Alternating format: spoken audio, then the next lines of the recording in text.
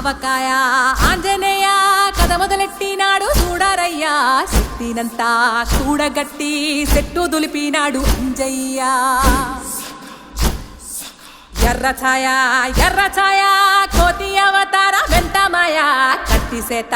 పట్టకుండా కాయ కోసినాడు కపిలయ్య